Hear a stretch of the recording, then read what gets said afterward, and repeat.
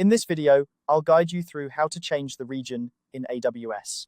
If you're working with Amazon Web Services, adjusting the region can be crucial for optimizing performance, reducing latency, or complying with regional data regulations. Let's dive right into the process and make it as smooth as possible for you.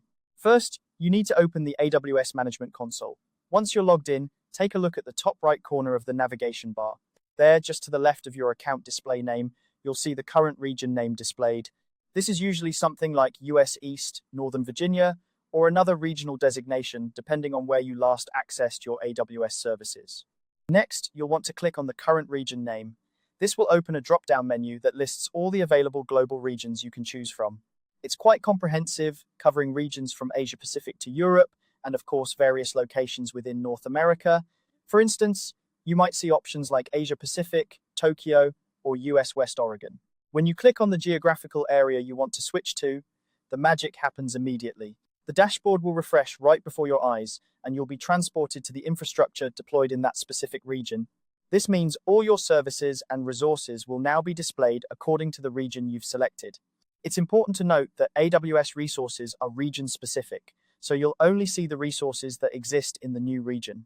Switching regions can be particularly beneficial if you're managing a global application or if you need to comply with specific data residency laws. Also, by choosing a region closer to your target user base, you can potentially enhance the performance of your applications by reducing latency. A little tip to keep in mind is to always double-check the region selection before launching any new services. It's a simple step, but it can save you a lot of hassle later on. Also, remember that pricing and service availability might vary from one region to another. So, it's wise to review these details to ensure you're making the most cost-effective choice for your needs. And there you have it, a straightforward way to change the region in AWS. Whether you're optimizing for performance, cost, or compliance, this quick process is a handy tool in your AWS skill set. If you found this guide helpful, be sure to check out more of our tutorials to enhance your AWS experience. Thanks for watching, and happy cloud computing.